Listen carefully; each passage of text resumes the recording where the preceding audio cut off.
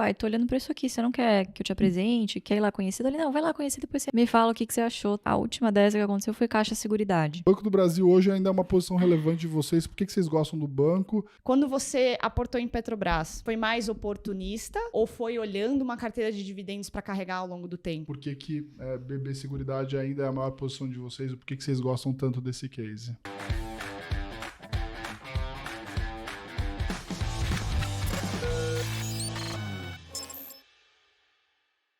Nossa, BB Seguridade nem deveria falar isso, mas é um caso de amor. O Warren Buffett que fala, né? Você não deve nutrir nenhum tipo de sentimento pelas suas ações, porque elas não nutrem nenhum sentimento por você. Mas é um papel que, assim, apanhou muito, né? No ciclo 21, 22, até meio de 22, enfim. Comecei a comprar nos 26 e o papel foi caindo, fui comprando. Foi caindo, fui comprando, porque eu tinha bastante segurança no case, estava caindo, não por uma perda de fundamento, e aí também é importante você tentar entender o que está acontecendo com o papel, né? Caiu por um descasamento gigantesco que aconteceu ali temporário entre IGPM e IPCA. Então, você sabe que você tem alguns passivos corrigidos por IGPM, boa parte dos ativos corrigidos por IPCA, e obviamente que, inevitavelmente, essas coisas se convergem em determinado momento. Então, o pessoal teve que fazer um aumento de capital na BB-Seg, na BB Prev, acho, alguma coisa assim. E, obviamente, que o papel é penalizado. De novo, o contexto ditando os preços de uma boa empresa. O papel chegou a custar R$18. E eu fui comprando. Tinha uma meta. A gente sempre estabelece, isso é legal falar, meta em quantidade de ações. Eu não faço meta em percentual de carteira. Então, eu fiz a meta lá de 100, 120 mil ações. Cheguei na meta e parei de comprar. O papel já estava voltando a subir de novo. E deixei lá. E não vendo agora, né? Porque taxa de juros lá em cima, essas empresas funcionam como um pêndulo. Então, quando a taxa de juros está lá em cima, obviamente você tem receitas financeiras que tendem a compensar os prêmios mais baixos ou a sinistralidade mais alta. Sim. PIB subindo, então economia respirando, taxa de juros melhor, você tem um movimento contrário, menos receitas financeiras, mais emissão de prêmios, tendência também, obviamente, de uma sinistralidade menor, né? Então, são empresas muito defensivas que, quando te dão essa oportunidade de você comprar, assim, a gente fecha o olho e vai, sabe? Prioriza. E você falou comprou a 18, né? Vocês fazem alguma Comprei a espécie vários preços, mas até de preço 18, alvo, assim? Só pra eu entender, né? Preço-teto. Um preço teto. Porque, assim, o descasamento tava óbvio. A gente lembra dessa época também. A gente viu muita gente no mercado fazendo conta, né? De quando fechasse a curva, o quanto que o acionista poderia ganhar. Mas acho que o que eu mais gosto na sua tese, eu queria entender do preço alvo ou teto, se vocês fazem, é essa questão do resultado financeiro, né? Que basicamente ali sustenta toda a tese de uma seguradora. Mas eu acho que eu nunca vi nenhum acionista de BB Seguridade falando dessa reversão de taxa de juros para mais emissões de prêmio. Exatamente. Porque o que falta, na verdade, é entender o tamanho desse mercado e o que BB Seguridade representa nele, né? Acho Exatamente. que eu vi muita gente tentando ali imaginar que a Porto Seguro fizesse a mesma coisa. Eu não sei se você chegou a acompanhar uma época, eles tomaram decisões muito ruins com o float deles ali, né? Basicamente, colocaram em mercado de capitais e, tomaram... né, um caldo e não conseguiram reverter, eles ficaram muito tempo assim. Eles conseguiram ter um respiro na pandemia, que aí todo mundo ficou em casa, o sinistro de auto ficou muito sob controle. Assim que abriu de Explodiu, novo né? o caos, né? Então eu vejo que todo mundo replica o case da Porto. Hoje, obviamente, eles estão fazendo cartões e mudaram completamente o negócio, mas eles replicam para BB Seguridade. Então, por isso a minha pergunta para você, né? Você faz o alvo? Você já tinha enxergado que os juros iam trazer esse resultado financeiro? Existe a visibilidade do prêmio? Eu sei que são coisas assim, mas é o tato, né, do investidor depois de um tempo que ele está com a empresa. Como é que você olha tudo isso? Exatamente. Você justamente entender como a empresa funciona, quer dizer, funciona como um pêndulo. Quer dizer, taxa de juros subir para uma seguradora não é necessariamente ruim. O IPCA algum dia vai acompanhar. Então, assim, vai chegar um momento que não vai ter mais descasamento entre uma e outra e ela vai voltar a pagar a média do que ela pagava antes de dividendos ou mais. Então, um dos nossos portos seguros, vamos dizer assim, é o preço teto. que a gente olha para tomar a decisão? Claro, o preço-alvo ele é extremamente importante para você acompanhar, inclusive, métricas de fluxo de caixa descontado. Hoje, vou ser bem honesta com você, a gente usa de terceiros. Eu não paro meu tempo para eu fazer um fluxo de caixa descontado, eu analiso casos, enfim, que eu confio, que eu gosto, que eu saiba que entendo o negócio e acompanho, mas a gente perde o nosso tempo, vamos dizer assim, a gente foca olhando o preço teto. O que é essa métrica? É justamente a margem de segurança. Então, eu sei que, por exemplo, em média, a BB Seguridade distribui R$2 ao ano de dividendo. Eu vou pegar esses R$2 ao ano, da média dos últimos 5, a gente geralmente usa 6 anos, divido pelo 6%, que é o meu mínimo desejado em remuneração e dividendos. Essa fórmula te cospe um preço teto. Então, assim, você tá super confortável. Você fala, bom, até o que tiver para baixo, eu compro. E isso é legal porque você tira um pouco dessa ansiedade do investidor, que vou querer pegar na mínima. O cara que é assim, a ação caiu. Ele quer comprar, logo depois ele quer que suba, pra falar, acertei o momento. A hora que ele vê que o negócio continua caindo, começa a bater um desespero do tipo, meu Deus, errei o timing. Antes eu era um gênio, meu Deus, agora caraca, eu não sei o que eu fazendo. faço, sabe? Então, assim, a gente sempre faz os aportes mensais religiosamente. Eu comprei BB Seguridade praticamente por 1 ano e meio. Foi basicamente o que eu foquei. E é por isso que ela ganhou aquela proporção tão grande na carteira. Mas, de novo, não me preocupei. Porque o meu foco é a meta em quantidade de ações. E eu sabia que, a partir do momento que, se o papel subisse, eu achava que ia subir, mas não sabia quando, certo? Sim, claro, né? As coisas melhorando, o papel ia subir, eu ia parar de comprar, eu ia usar os dividendos, como, de fato, voltou a pagar muito bem. Vai pagar mais, inclusive, do que esses R$2 de média que ela pagou nos últimos anos. E eu vou usar esse dividendo para rebalancear a carteira e comprar outras coisas, né? E hoje você usa 100% ou você já se dá alguns luxos do tipo, obrigada, BB Seguridade, eu vou viajar aqui com esse dividendo? Não, 100%. 100% do dividendo é reinvestido. Legal. Religiosamente. Não tiro o dividendo. O que é gerado na bolsa, fica na bolsa. Ótimo. Então, as viagens são pagas pelo salário mesmo. Como é que funciona essa questão para vocês de geração de ideias, geração de novos cases, né? Se é o Barsi que chega para você e fala assim, olha, tô achando que essa ação aqui vale a pena visitar, ou se são vocês que levam ele depois, como é que funciona o dia a dia de vocês nessa parte, desde gerar uma nova ideia de uma empresa, porque provavelmente ele já deve ter todas as empresas dele planilhadas na cabeça, sim, né? Então sim. ele só fica olhando talvez o preço e fala assim, olha, acho que esse ativo que eu gosto bastante talvez chegou no preço que eu gosto. Né? Como é que funciona essa relação e como é que vocês quanto ele se envolve nessa decisão aí de vocês do OGF? Não, é engraçado isso, né? Porque assim, ele é o gestor da carteira dele, quem mexe é ele, a estratégia dele, enfim, mas de vez em quando eu falo, pô, pai, tô olhando pra isso aqui, você não quer que eu te apresente, quer ir lá conhecer? Ele, não, vai lá conhecer, depois você me fala o que você achou, tá? A última dessa que aconteceu foi Caixa Seguridade.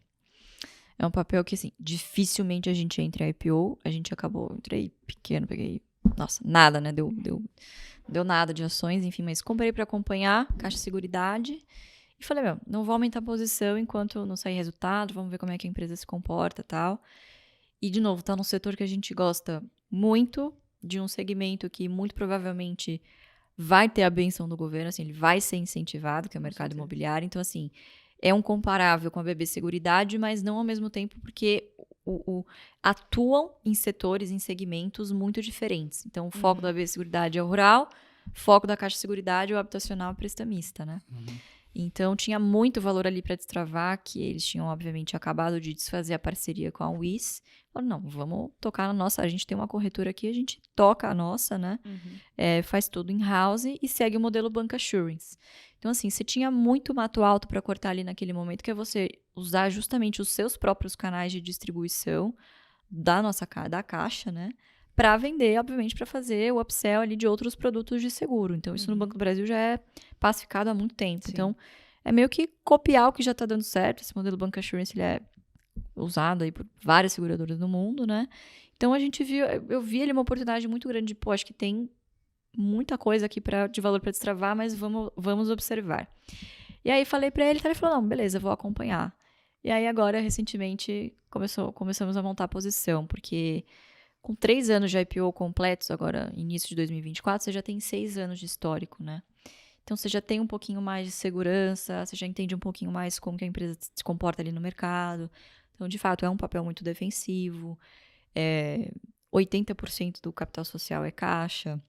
Então, assim, eles têm todo o interesse de distribuir dividendos. Já soltaram, inclusive, que há a intenção de distribuir dividendos trimestrais a partir do ano que vem. Então, geralmente esses cases novos, assim, sou eu que estudo e levo para ele, e aí ele decide se ele quer embarcar ou não. Quando você aportou em Petrobras, não sei exatamente quando foi, mas foi mais oportunista ou foi olhando uma carteira de dividendos para carregar ao longo do tempo? Assim? Não, completamente oportunista. Interessante. 2020. Isso também você já faz, enfim. Assim, eu gosto... Meus cases de oportunidade, claro, oportunidade de assimetria em preço, mas principalmente empresas que possam pagar dividendos. Então, cara, quando você olha uma Petrobras a 11, 12 reais, foi o primeiro aporte, depois comprei a 18, comprei um pouquinho mais a 20. Gerando um caminhão de caixa. Cara, gerando um caminhão de caixa, assim, por mais que o risco político, ele é grande, ele não pode ser, você não pode, né, virar o rosto para isso, mas assim, tudo é uma questão de preço também. O quanto de margem de segurança você está confortável baseado nesse risco que você vê em determinado case, né? Acho que isso é um risco legal até de a gente falar, né? Assim, hoje na carteira de vocês tem BB Seguridade, que em tese tem um risco aí estatal indireto, Banco do Brasil e Petrobras também. Assim, você acaba analisando essa questão, você vê um governo muito vocal em falar que o dividendo não é o dividendo é nosso. É nosso, a gente está enriquecendo os gringos e tal. Enfim, até a gente viu uma história na Petrobras de eles quererem mudar a questão da política de dividendos. Esse é um risco que você acaba ponderando na hora de fazer a alocação na carteira, dado até que vocês têm bastante aí ativos relacionados ao governo? Não, sem dúvida. Acho que, de novo, né? Tudo é uma questão de se você está confortável com a margem de segurança que você comprou esses ativos. Então, também, Banco do Brasil é uma posição que a gente carrega há bastante tempo. Cara, a pandemia veio a 24. Até pouco tempo atrás, até menos de um ano, estava R$28. Assim... bizarro vis-a-vis o resultado que estava entregando, sabe? ROI de Itaú, cara. Assim, nunca a gente imaginou que isso poderia acontecer, né? Sim. Eu acho que tem uma questão importante também de governança corporativa, principalmente em BB Seguridade e Banco do Brasil, que é muito mais forte do que em outras estatais, né? BB Seguridade, principalmente, que é a maior posição, assim, pode até ter alguma interferência estatal indireta, mas é difícil porque é um setor altamente regulado, você não tem muita margem de manobra para você fazer o que você quiser, assim, porque o risco de dar errado é grande. Tem que ser um negócio muito bem gerido. E é um negócio que não afeta inflação, que não é populista. Então, não tem por que o governo querer interferir nesse tipo de negócio, né? O Banco do Brasil, óbvio, a gente tem que tomar um pouquinho mais de cuidado com concessão de crédito, enfim. Mas, assim, aparentemente...